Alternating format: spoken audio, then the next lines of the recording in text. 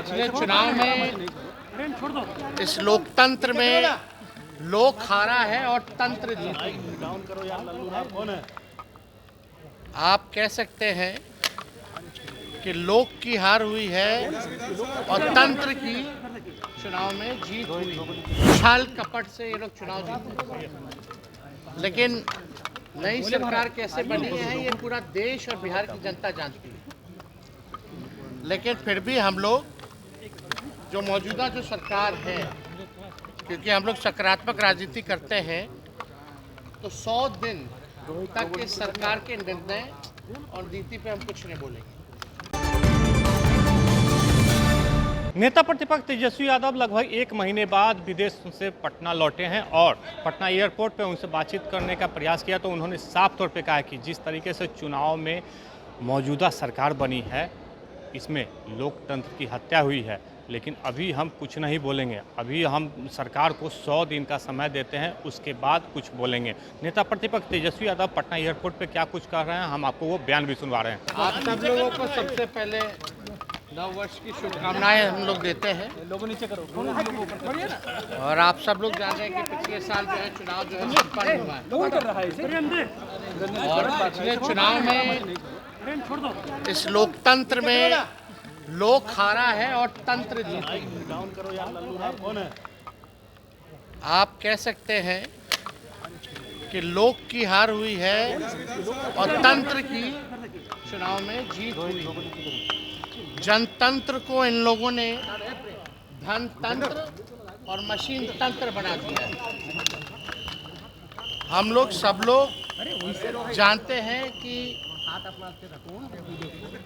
क्या षड्यंत्र रचा गया, छल कपट से ये लोग चुनाव जीते, लेकिन नई सरकार कैसे बनी है ये पूरा देश और बिहार की जनता जानती है। लेकिन फिर भी हम लोग जो मौजूदा जो सरकार है, क्योंकि हम लोग सकारात्मक राजनीति करते हैं, तो 100 दिन तक इस सरकार के निर्णय और नीति पे हम कुछ नहीं बोलेंगे। और देखते हैं कि 100 दिन बाद कब हमारी माताओं बहनों को 2-2 लाख रुपया मिलता है, 1 करोड़ नौजवानों को नौकरियां कब मिलती है, हर जिलों में 4-5 कारखाने लगाने की बात की गई है। लगते हैं कि नहीं लगते हैं, 100 दिन तक हम कुछ नहीं बोलेंगे। और ये सरकार की जिम्मेदारी है कि जो घोषणा पत्र इन लोगों ने जो जारी किया, उस घोषणा पत्र को जमीन पर अमल करने का काम। बहुत शुक्रिया। बोले 100 दिन तक हम नहीं कुछ बोलेंगे। तो आपने सुना कि नेता प्रतिपक्ष तेजस्वी यादव ने साफ तौर पे कहा कि जिस तरीके से जो चुनाव हुआ, इसमें लोकतंत्र की हत्या हुई है और जो मौजूदा सरकार है, इसको हमने 100 दिन का समय दिया है और 100 दिन के अंदर हम कुछ नहीं बोलेंगे।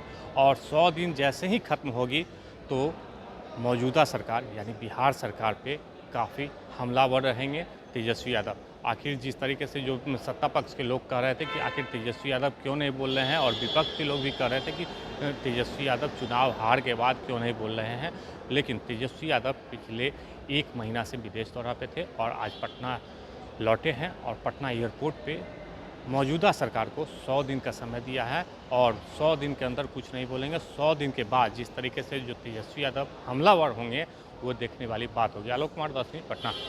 In a world full of noise, imagine a place of calm. 41 acres of green, open learning, where classrooms blend with nature and ideas grow freely.